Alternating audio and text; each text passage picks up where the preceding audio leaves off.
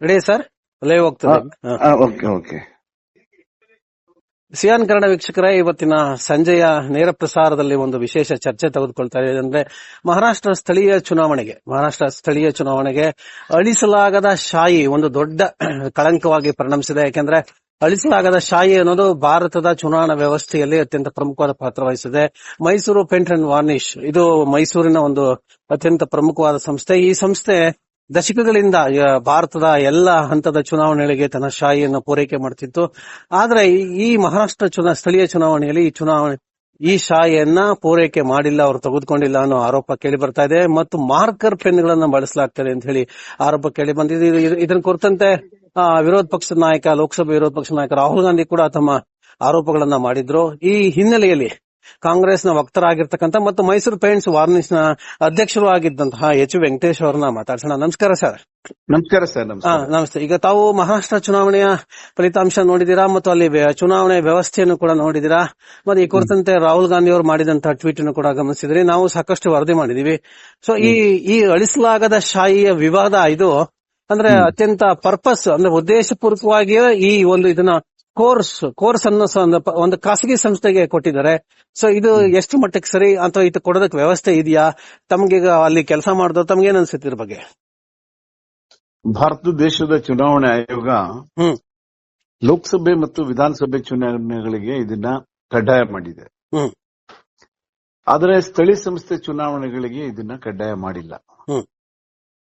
ಅದನ್ನ ಇವರು ದುರ್ಬಳಕೆ ಮಾಡಿಕೊಂಡು ಮಹಾರಾಷ್ಟ್ರದಲ್ಲಿ ಖಾಸಗಿ ಒಂದು ಕಂಪನಿಗೆ ಕೊಟ್ಟಿದ್ದಾರೆ. ಅದು ಆಗ್ಲಿ, ಅವ್ರಿಗೆ ಕೊಟ್ಟಿದ್ದಾರೆ. ಕೊಟ್ಟಾದ್ಮೇಲೆ ಏನಾಗಿದೆ ಅಲ್ಲಿ, ಅದನ್ನ ಆ ಒಂದು ಇಂಕು ಅಳಿಸೋಗಿದೆ. ಅಳಿಸಲಾರದ ಶಾಯಿ ಅಂತ ಏನ್ ಕರಿತೀವಿ ನಾವು, ಅದು ಅಳಿಸೋಗಿದೆ ಎಲೆಕ್ಷನ್ ಆದ್ಮೇಲೆ. ಇದು ಚುನಾವಣೆ ಮೇಲೆ ಪ್ರಭಾವ ಬೀರಬಹುದು ಅಂತಕ್ಕಂತ ಒಂದು ದೃಷ್ಟಿ ಎಲ್ಲರ ಮೇಲೆ ಕೂಡ ಇರುತ್ತೆ. ನಮ್ಮ ದೇಶದ ಚುನಾವಣೆ ಇರ್ಲಿ, ಪ್ರಪಂಚದ ಯಾವುದೇ ಚುನಾವಣೆ ಎಲ್ಲಿ ಡೆಮಾಕ್ರಸಿ ಇದೆ ಅಲ್ಲಿ ನಮ್ಮ ಮೈಸೂರು ಪೇಂಟ್ಸ್ ನ ಅಳಿಸಲಾರದ ಶಾಯಿಯನ್ನ ನಾವು ಸರಬರಾಜು ಮಾಡಿ ಇದುವರೆಗೂ ಕೂಡ ಸಾರ್ವತ್ರಿಕ ಚುನಾವಣೆಗಳು ಪ್ರಾರಂಭ ಆದ್ಮೇಲೆ ಕೂಡ 1937ರಲ್ಲಿ ನಾಲ್ವಡಿ ಕೃಷ್ಣರಾಜ ಒಡೆಯರ್ ಪ್ರಾರಂಭ ಮಾಡಿ 1962 ಚುನಾವಣೆಯಿಂದ ಇದುವರೆಗೂ ಕೂಡ ಎಂದು ಕೂಡ ಅಳಿಸಲಾರದ ಶಾಯಿ ಮೇಲೆ, ಮೈಸೂರು ಪೇಂಟ್ಸ್ ಮೇಲೆ ಒಂದೇ ಒಂದು ಕಂಪ್ಲೇಂಟ್ಸ್ ಬಂದಿಲ್ಲ. ಆಮೇಲೆ ನಿಗದಿತ ಸಮಯಕ್ಕೆ, ಅದು ಪ್ರಪಂಚದ ಯಾವುದೇ ದೇಶಕ್ಕಾಗಿರ್ಲಿ, ಇಂಥ ದಿನ ಇಷ್ಟು ನಿಮಿಷದಲ್ಲಿ ತಲುಪಬೇಕು ಅಂದಾಗ ಅಷ್ಟು ನಿಮಿಷದಲ್ಲಿ ಅದನ್ನ ಪೂರೈಕೆ ಮಾಡ್ತಿದೆ. ಇದು ನಮ್ಮ ದೇಶದ ವಿಶೇಷವಾಗಿ ಕರ್ನಾಟಕ ಸರ್ಕಾರದ ಒಂದು ಹೆಮ್ಮೆಯ ಒಂದು ಸರ್ಕಾರಿ ಸ್ವಾಮ್ಯದ ಒಂದು ಸಂಸ್ಥೆ ಇದು. ಈ ಸಂಸ್ಥೆನಲ್ಲಿ ಅವರು ಇಂಕನ್ನ ತಗೋಬೇಕಾಗಿತ್ತು, ಅವ್ರು ತಗೊಂಡಿಲ್ಲ. ಅದು ಏನಾಗುತ್ತೆ, ಪ್ರಜಾಪ್ರಭುತ್ವದ ಮೇಲೆ ಒಂದು ಕೆಟ್ಟ ಪರಿಣಾಮ ಬೀರುತ್ತೆ. ಯಾವಾಗ್ಲೂ ಒಂದು ಚುನಾವಣೆ ಆಯ್ತು ಅಂದ್ರೆ ಆ ಚುನಾವಣೆ ಬಗ್ಗೆ ಯಾವುದೇ ತಕರಾರು ಇರಬಾರ್ದು. ಇತ್ತೀಚಿನ ಚುನಾವಣೆಗಳಲ್ಲಿ ನೋಡ್ತಾ ಇದ್ರೆ ಒಂದಲ್ಲದ ಒಂದು ಕಂಪ್ಲೇಂಟ್ಗಳು ಬರ್ತಾ ಇವೆ. ಈಗ ಅಳಿಸಲಾರದ ಶಾಯಿ ಮೇಲೆ ಬರ್ತಾ ಇದೆ. ಪ್ರಜಾಪ್ರಭುತ್ವದಲ್ಲಿ ಜನ ಮತ ಕೊಟ್ಟು ಆಯ್ಕೆ ಮಾಡಬೇಕಾದಂತ ಸರ್ಕಾರ ಯಾರ್ದೋ ಅಳಿಸ್ಬಿಟ್ಟು ಹೋಗಿ ಚುನಾವಣೆಗಳಲ್ಲಿ ಮತದಾನ ಮಾಡೋದಿದೆಯಲ್ಲ, ಇದು ಪ್ರಜಾಪ್ರಭುತ್ವ ವ್ಯವಸ್ಥೆನೇ ಒಂದು ಬುಡುಮೇಲು ಮಾಡ್ತಕ್ಕಂತ ಕೃತ್ಯ. ಶ್ರೀಮಾನ್ ರಾಹುಲ್ ಗಾಂಧಿ ಅವರು ಇದನ್ನ ಕರೆಕ್ಟ್ ಆಗಿ ಹೇಳಿದ್ದಾರೆ. ಅವರು ಚುನಾವಣೆ ಸುಧಾರಣೆ ಬಗ್ಗೆ ಸಾಕಷ್ಟು ದೇಶದ ಒಳಗೆ ದೇಶದ ಹೊರಗೆ ಎಲ್ಲ ಕಡೆನೂ ಕೂಡ ಅವರು ಮಾತಾಡ್ತಾ ಇದ್ದಾರೆ. ಅದು ಏನಂತಂದ್ರೆ, ಪ್ರಜಾಪ್ರಭುತ್ವ ಹೆಸರಿನಲ್ಲಿ ಒಂದು ಚುನಾಯಿತರಾದಂತವ್ರು ಪ್ರಜೆಗಳಿಂದಲೇ ಚುನಾಯಿತರಾಗಬೇಕೆ ಹೊರತು ಪ್ರಜೆಗಳ ಹೆಸರಲ್ಲಿ, ನಕಲಿ ಪ್ರಜೆಗಳ ಹೆಸರಲ್ಲಿ ಚುನಾವಣೆ ನಡೆಯೋದು, ಅದರ ಫಲಿತಾಂಶ ಪ್ರಕಟ ಆಗೋದು, ಇವೆಲ್ಲ ಬಹಳ ಕೆಟ್ಟ ಪರಿಣಾಮ ನಮ್ಮ ವ್ಯವಸ್ಥೆ ಮೇಲೆ, ನಮ್ಮ ಪ್ರಜಾತಂತ್ರ ವ್ಯವಸ್ಥೆ ಮೇಲೆ ಕೆಟ್ಟ ಪರಿಣಾಮ ಬೀರುತ್ತೆ. ಹಾಗಾಗಿ ಅವರು ಮಹಾರಾಷ್ಟ್ರ ಸರ್ಕಾರ ಅಳಿಸಲಾದ ಶಾಯಿಯನ್ನ ಖಾಸಗಿಯವ್ರಿಗೆ ಕೊಟ್ಟಿರೋದ್ರಿಂದ ಒಂದು ಅನುಮಾನವನ್ನ ಅವರು ವ್ಯಕ್ತಪಡಿಸಿದ್ದಾರೆ. ಇಲ್ಲಿ ಅಳಿಸಲಾಗದ ಶಾಯಿ ಇದು ಈಗಾಗಲೇ ತಾವು ಹೇಳ್ದಂಗೆ ಲೋಕಸಭಾ ಚುನಾವಣೆ, ವಿಧಾನಸಭಾ ಚುನಾವಣೆ ಕಡ್ಡಾಯ, ಸ್ಥಳೀಯ ಚುನಾವಣೆಗೆ ಆಪ್ಷನಲ್ ಕೊಟ್ರ. ಈ ಆಪ್ಷನಲ್ ಕೊಡ್ತಕ್ಕಂಥದ್ದು ರಾಜ್ಯ ಸರ್ಕಾರಗಳಿಗೆ ಹಂಗಾರ ಎಲ್ಲಿ ನಿಮ್ಗೆ ಸಡ್ಲ ಬಿಡುತ್ತೋ ನಿಮ್ಗೆ ಅದು ಅಲ್ಲಿ ಮೋಸ ಮಾಡೋದಕ್ಕೆ, ಅನ್ಯಾಯ ಮಾಡೋದಕ್ಕೆ ಅವಕಾಶ ಮಾಡ್ಕೊಡಕ್ಕೆ ಅಂತಲಾ? ಖಂಡಿತ ಅಲ್ಲ ಸರ್, ನಾವು ಈಗ ಅದನ್ನ ಹಾಕೋದೇನು ಹೇಳಿ, ಇಂಕು ನಾವು ಒಂದ್ಸಾರಿ ಇಂಕ್ ಹಾಕಿದ್ರೆ ಕನಿಷ್ಠ ಪಕ್ಷ ಅದು 1 ತಿಂಗಳು ಹೋಗಲ್ಲ ನಮ್ಮ ಅಳಿಸಲಾರ ಶಾಯಿ. ನೀವು ಹಿಂಗ್ ಹಾಕ್ಬಿಟ್ಟು ಹೊರಗಡೆ ಬಂದು ಅದನ್ನ ಅಳಿಸ್ಬಿಟ್ಟು ಮತ್ತೆ ಚುನಾವಣೆಗೆ ಹೋಗಿ ಓಟ್ ಹಾಕೋ ವ್ಯವಸ್ಥೆ ಇದೆ ಅಂತ ಹೇಳಿದ್ರೆ ಅದು ಏನಂತ ತೋರಿಸ್ತದೆ. ಇದಲ್ದೇನೆ ಅವರು ವಿವಿ ಪ್ಯಾಟ್ ಇಲ್ದೇ ಇರೋ ಪಾಡು ಅಂತ PADU ಪಾಡು ಅನ್ನೋದು ಕೂಡ EVM ಗಳನ್ನ ಬಳಸಿದ್ದಾರೆ ಅಂತಲೂ ಕೂಡ ಆರೋಪ ಕೇಳಿ ಬಂದಿದೆ. ಇದು ಕೂಡ ಅವರು ಸ್ಪಷ್ಟಪಡಿಸಿಲ್ಲ. ಅಂದ್ರೆ ಇದು 2-3 ಆರೋಪಗಳು. ಅಂದ್ರೆ ಚುನಾವಣಾ ವ್ಯವಸ್ಥೆಯನ್ನ ಬುಡಮೇಲು ಮಾಡತಕ್ಕಂತ ಎಲ್ಲ ಒಂದು ಸಿದ್ಧತೆಗಳು ವ್ಯವಸ್ಥೆಗಳು ಈಗ ಮಹಾರಾಷ್ಟ್ರ ಚುನಾವಣೆಯಲ್ಲಿ ನಾವು ನೋಡಿದೀವಿ. ನಾನು ಅಧ್ಯಕ್ಷನಾಗಿದ್ದಾಗ ಕೇಂದ್ರ ಚುನಾವಣಾ ಆಯೋಗದ ಜೊತೆಲಿ ಮಾರ್ಕರ್ ಪೆನ್ ಬಗ್ಗೆ ನಾವು ಮಾತಾಡ್ತಾ ಇದ್ವಿ.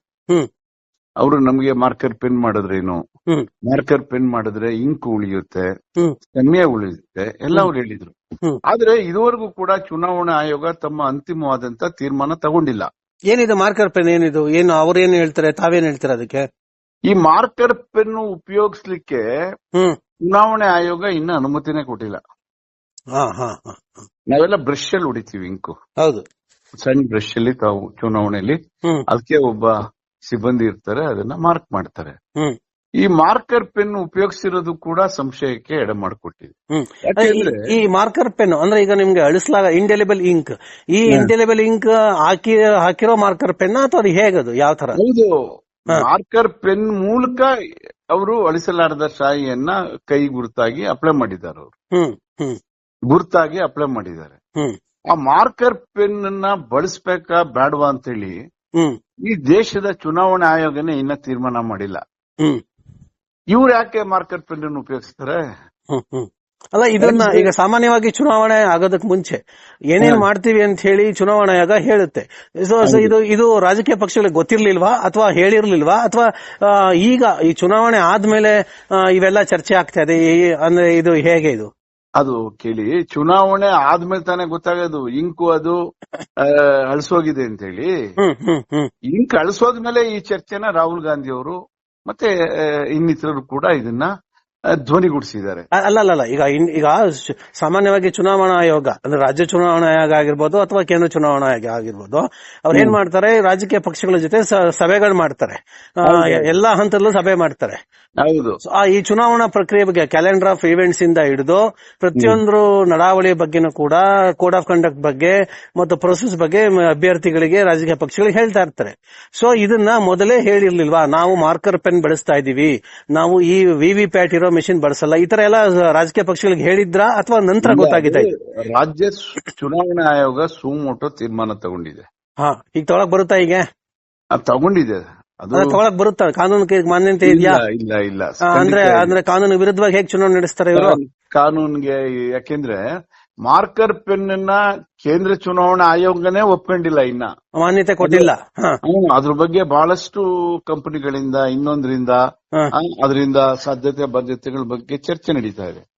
ಅದಕ್ಕಿಂತ ಮೊದ್ಲೇನೆ ಇವರು ಅದನ್ನು ಉಪಯೋಗಿಸಿರೋದು ಕೂಡ ಅದು ಸರಿಯಾದಂತ ಕ್ರಮ ಅಲ್ಲ. ಅದು ಮಾಡಬಾರ್ದು. ಅದು ಚುನಾವಣೆ ಬಹಳ ಪಾವಿತ್ರತೆಯಿಂದ ಕೂಡದಂತ ಒಂದು ಚುನಾವಣೆ ಆಗ್ಬೇಕು. ಚುನಾವಣೆಗಳಲ್ಲಿ ನಾವು ಈಗಾಗಲೇ ಅಕ್ರಮ ನೋಡ್ತಾ ಇದೀವಿ, ಚುನಾವಣೆ ವೋಟರ್ಸ್ ಲಿಸ್ಟ್ ನೋಡ್ತಾ ಇದೀವಿ. ಈಗ ಇಂಡಬಲ್ ಇಂಕ್ನು ಕೂಡ ಬಿಟ್ಟು ಹೋಗಿ ವೋಟ್ ಹಾಕ್ಬೋದು ಅನ್ನೋದಾದ್ರೆ ಪ್ರಜಾಪ್ರಭುತ್ವ ವ್ಯವಸ್ಥೆ ಎಲ್ಲಿದೆ? ಅಲ್ಲ, ಈಗ ಮೈಸೂರು ಪೇಂಟ್ಸ್ ವಾರ್ನಿಶ್ ಇದು ಇಂಡಿಯಬಲ್ ಇಂಕ್ ಕೊಡೋದ್ರಲ್ಲಿ ಇಡೀ ವಿಶ್ವಕ್ಕೆ ನೀವು ಮಾದರಿಯಾಗಿದ್ದೀರಾ. ಒಂದು ಕಂಪ್ಲೇಂಟ್ ಅಂತ ಕಂಪ್ಲೇಂಟ್ ಇಲ್ಲದೆ ಇರ್ತಕ್ಕಂತ ಮೈಸೂರು ಪೇಂಟ್ಸ್ ವಾರ್ನಿಶ್ ಬಿಟ್ಟು ನೀವು ಕೋರ್ಸ್ ಸಂಸ್ಥೆಗೆ ಕೊಡ್ತೀರಾ ಅಂತಂದ್ರೆ ಅದ್ರ ಯಾವ್ದು ಖಾಸಗಿ ಸಂಸ್ಥೆಗೆ, ಸರ್ಕಾರಿ ಸಂಸ್ಥೆ ಬಿಟ್ಟು ಖಾಸಗಿ ಸಂಸ್ಥೆಗೆ ಕೊಡ್ತೀರಾ ಅಂತಂದ್ರೆ? ನಾನು ಸೂಕ್ಷ್ಮವಾಗಿ ತಮ್ಗೆ ಹೇಳ್ತೀನಿ, ನಾವು ಆರೋಪ ಮಾಡ್ಬೇಕಾದ್ರೂ ಕೂಡ ಬಹಳ ಸೂಕ್ಷ್ಮದಿಂದ ಮಾಡ್ಬೇಕು. ಖಾಸಗಿಯವ್ರಿಗೆ ಯಾಕೆ ಕೊಡ್ತಾರೆ? ಅದರಿಂದ ಅವ್ರಿಗೆ ಅನುಕೂಲ ಏನು? ಯಾವ ತರದ ಅನುಕೂಲ ಅವ್ರಿಗಾಗತ್ತೆ? ಈಗ ನೀವೊಂದು ದುಬಾರಿನೇ.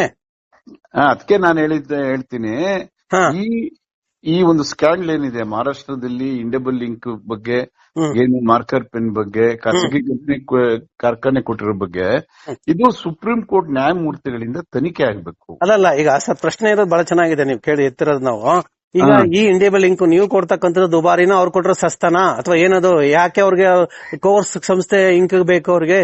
ಇಲ್ಲ ನೋಡಿ, ಚುನಾವಣಾ ಆಯೋಗ ನಮ್ ಜೊತೆನಲ್ಲಿ ರೇಟ್ಗೆ ಬಾರ್ಗೇನ್ ಮಾಡ್ತಾರೆ, ನಮ್ಮನ್ ಕರೀತಾರೆ, ನಮ್ಗೆ ಎಷ್ಟು ಖರ್ಚಾಗುತ್ತೆ ಅಂತ ಕೇಳ್ತಾರೆ.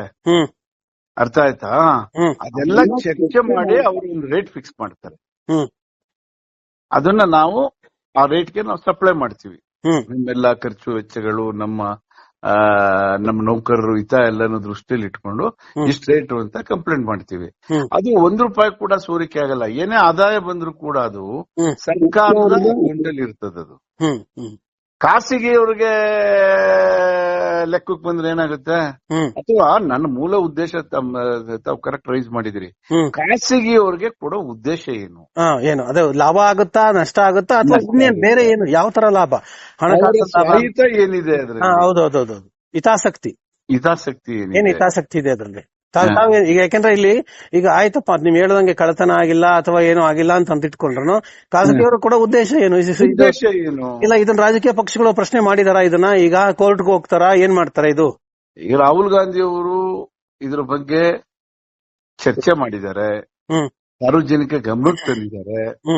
ಇದ್ರ ಬಗ್ಗೆ ಸತ್ಯಾಂಶ ಹೊರಬರಬೇಕಿದೆ, ಒಂದು ತನಿಖೆ ಆಗ್ಬೇಕಾಗಿದೆ. ಸುಪ್ರೀಂ ಕೋರ್ಟ್ ನ್ಯಾಯಮೂರ್ತಿಗಳಿಂದ ತನಿಖೆ ಆದಾಗ ಈ ಅಳಿಸಲಾರದ ಶಾಯಿನ ಯಾಕೆ ಕೊಟ್ರು ಖಾಸಗಿಯವ್ರಿಗೆ, ಮಾರ್ಕರ್ ಪೆನ್ ಯಾವ ದೃಷ್ಟಿಯಲ್ಲಿ ಉಪಯೋಗಿಸಿದ್ರು ಇವರು, ಅದು ಏನ್ ಹಾಕಿದ್ರೆ ಅಳಿಸೋಯ್ತದು, ಇದ್ರೆಲ್ಲದ್ರ ಬಗ್ಗೆ ಒಂದು ತನಿಖೆ ಆಗ್ಬೇಕು. ಎಷ್ಟು ದುಡ್ಡಿನ ವಹಿವಾಟು ನಡೆದಿದೆ, ಇದೆಲ್ಲ ಆಗ್ಬೇಕಲ್ಲ.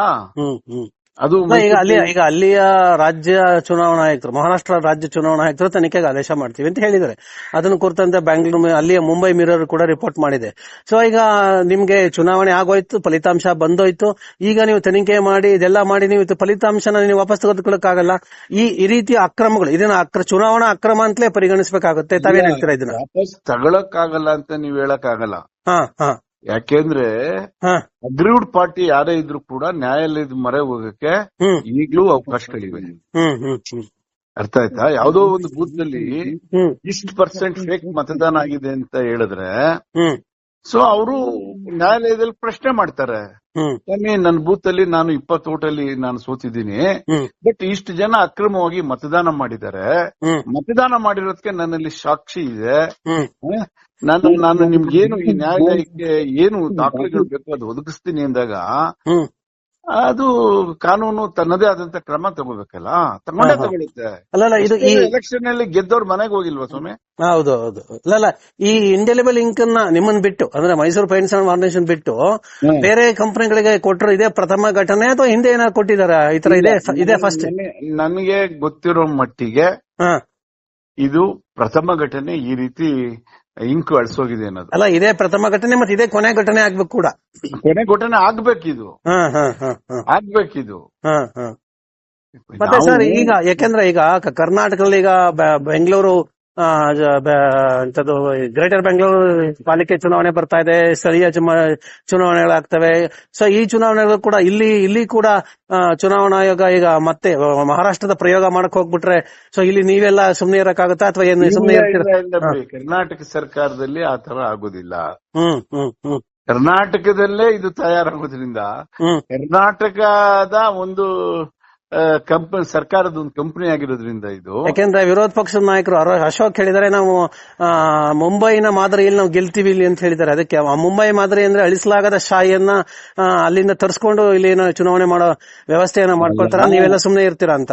ಪ್ರಜಾಪ್ರಭುತ್ವ ಮಾದರಿಯಲ್ಲಿ ಗೆಲ್ತೀನಿ ಅಂತ ಹೇಳ್ಬೇಕಾಗಿತ್ತು ಅವರು. ಹೌದು, ಜನಗಳ ಬೆಂಬಲ ಗಳಿಸಿ ನಾವು ಗೆಲ್ತೀವಿ ಅನ್ಬೇಕಾಗಿತ್ತು, ಜನರ ವಿಶ್ವಾಸ ಗಳಿಸಿ ನಾವು ಗೆಲ್ತೀವಿ ಅಂತ ಹೇಳ್ಬೇಕಾಗಿತ್ತು. ಮುಂಬೈ ಮಾದರಿ, ಇನ್ನೊಂದು ಮಾದರಿ. ನಾವು ನಮ್ಮ ರಾಜ್ಯದ ಜನರ, ನಮ್ಮ ಊರಿನ ಜನರ ವಿಶ್ವಾಸ ತಗೊಂಡು ನಾವು ಗೆಲ್ಬೇಕೆ ಹೊರತು ಯಾವ್ದೋ ಮಾದರಿ ತಗೊಂಡು ಇದೊಂದು ಬಾಲಿಶ ಹೇಳಿಕೆ ರಾಜಕಾರಣಿಯಾಗಿ ಇದು ಯಾವ ಕಾರಣದಿಂದ ಒಪ್ಪ ಮಾತಲ್ಲ. ನನ್ನ ಪಕ್ಷದ ಸೈದ್ಧಾಂತಿಕವಾಗಿ ನಾನು ಗೆಲ್ತೀನಿ, ನನ್ನ ವ್ಯಕ್ತಿತ್ವದ ಮೇಲೆ ನಾನು ಗೆಲ್ತೀನಿ, ನಾನ್ ಮಾಡಿರೋ ಸೇವೆ ಮೇಲೆ ಗೆಲ್ತೀನಿ, ಇವು ಸ್ಲೋಗನ್ ಆಗ್ಬೇಕು ಹೊರತು ಏನು ಮಾದರಿ, ಇದೇ ಮಾದರಿನಾ? ಮೈಸೂರು ಪೇಂಟ್ಸ್ ಅಂಡ್ ವಾರ್ನಿಷ್ ಅಧ್ಯಕ್ಷರಾಗಿದ್ದವರು ತಾವು ಕೂಡ ಮೈಸೂರಿನವರು, ಅಲ್ಲೇ ಸಂಸ್ಥೆ ಇದೆ. ಸೊ ಈಗ ಆ ಸಂಸ್ಥೆ ಇನ್ನು ಬಹಳ ಸುಭಿಕ್ಷವಾಗಿದೆ ಮತ್ತು ಇನ್ನು ಯಾವ ದೇಶದ ಯಾವುದೇ ಮೂಲೆಯಲ್ಲಿ ಚುನಾವಣೆ ನಡೆದ್ರು ಕೂಡ ಪೇಂಟ್ ಕೊಡಕ್ಕೆ ಅದು ಸರ್ವಶಕ್ತವಾಗಿದೆ ಅಂತ ಹೇಳಿ ತಮ್ಮ ಗಮನಕ್ಕೆ ಬಂದಿದೆಯಾ ಅಥವಾ ಏನಾದ್ರು ಅಲ್ಲಿ ಸಮಸ್ಯೆಗಳಿದೆಯಾ? ಏನಾದ್ರು ಸಮಸ್ಯೆಗಳು ಇಲ್ಲ. ಇದುವರೆಗೆ ಒಂದೇ ಒಂದು ಘಟನೆಯನ್ನ ತಾವು ನನ್ಗೆ ಹೇಳಿ ಹ್ಮ್ ಹ್ಮ್ ಹ್ಮ್ ನಿಮ್ ಇಂಕು ಅಳಿಸೋಗಿದೆ, ಹ್ಮ್ ನೀವು ಇನ್ ಟೈಮ್ಗೆ ಕೊಡಕ್ಕಾಗಿಲ್ಲ ಅಂತ. ಹ್ಮ್ ಹ್ಮ್ ಆ ಸಂಸ್ಥೆ ನೌಕರರಿಗೆ ಇದ್ರ ಏಳಿಗೆ ಸಲ್ಲಬೇಕು. ಹ್ಮ್ ಹ್ಮ್ ಹ್ಮ್ ಹ್ಮ್ ಅಲ್ಲಿ ಬಹಳಷ್ಟು ಜನ ನುರಿತವರು ಕೆಲಸ ಮಾಡಿ ಇವತ್ತು ರಿಟೈರ್ಡ್ ಆಗಿದ್ದಾರೆ. ಹ್ಮ್ ಅವರ ಎಲ್ಲರ ಸೇವೆ ಕೂಡ ಹ್ಮ್ ಇವತ್ತು ಆ ಕಾರ್ಖಾನೆ ಹ್ಮ್ ಬಹಳ ಒಂದು ಹೆಸರುವಾಸಿ ಮಾಡಿದೆ. ಅದು ಒಂದು ಚಿಕ್ಕ ಕಾರ್ಖಾನೆ, ಅದೇನ್ ದೊಡ್ಡ ಕಾರ್ಖಾನೆ ಏನಲ್ಲ. ಹೌದು ಹೌದು ನೋಡಿ. ನಾವು ಎಂಪ್ಲಾಯೀಸ್ ಗಳನ್ನು ಕೂಡ ಹ್ಮ್ ನಮ್ಗೆ ಆರ್ಡರ್ಸ್ ಬಂದಾಗ ಹ್ಮ್ ನಾವು ಹೊರಗುತ್ತಿಗೆ ಮೇಲೆ ತಗೊಂಡು ಕೆಲಸ ಮಾಡಿಸ್ತೀವಿ. ಹ್ಮ್ ಅರ್ಥ ಆಯ್ತಾ? ಹ್ಮ್ ಇವತ್ತು ಕೂಡ ನಾನು ಒಂದು ಕಂಪನಿ ಅಧ್ಯಕ್ಷನಾಗಿದ್ದೆ. ಹ್ಮ್ ಅದ್ರ ಫಾರ್ಮುಲಾ ಏನು ಅಂತ ನಾನು ಕೇಳಕ್ ಹೋಗಿಲ್ಲ. ಹ್ಮ್ ನನಗ್ ಗೊತ್ತಿಲ್ಲ, ನಿಜ ಹೇಳ್ಬೇಕು ಅಂದ್ರೆ. ಹ್ಮ್ ಹೌದು. ಅದ್ರ ಅವಶ್ಯಕತೆ ನಮ್ಗಿಲ್ಲ. ಹ್ಮ್ ನಮಗ್ ಬೇಕಾಗಿರ್ತಕ್ಕಂಥದ್ದು ಗುಣಮಟ್ಟ, ಹ್ಮ್ ಮತ್ತೆ ಆ ಕಂಪನಿ ನಷ್ಟ ಹೋಗ್ಬಾರ್ದು. ಹ್ಮ್ ಆ ನೌಕರರಿಗೆ ಸಿಗ್ಬೇಕಾದಂತ ಸೌಲಭ್ಯ, ಹ್ಮ್ ಸರ್ಕಾರಕ್ಕೆ ಕೊಡ್ಬೇಕಾದಂತ ಡಿವಿಡೆಂಟ್, ಹ್ಮ್ ಮತ್ತೆ ಅಲ್ಲಿ ಮೆಂಬರ್ಸ್ ಗಳು ಕೂಡ ಸ್ವಲ್ಪ ಜನ ಇವತ್ತು ಕೂಡ ಮಹಾರಾಜರದು ಶೇರ್ ಇದೆ, ಹ್ಮ್ ಜೆಎಸ್ಎಸ್ ಶೇರ್ ಇದೆ, ಹ್ಮ್ ಕೆಲವು ಪ್ರತಿಷ್ಠಿತ ವ್ಯಕ್ತಿಗಳದ್ದು ಶೇರ್ ಇದೆ. ಹ್ಮ್ ಅವ್ರಿಗೆಲ್ಲ ಡಿವಿಡೆಂಟ್ ಹೋಗುತ್ತೆ. ಹ್ಮ್ ಲಾಭದಾಯಕವಾಗಿ ನಡೀತಾ ಇರ್ತಕ್ಕಂಥದ್ದು ಹ್ಮ್ ಮೈಸೂರು ಪೇಂಟ್ಸ್ ನ ಒಂದು ಒಳ್ಳೆ ನಡೆ ಅಂತ ಹೇಳಿ ನಾನು ಹೇಳ್ಬೋದು.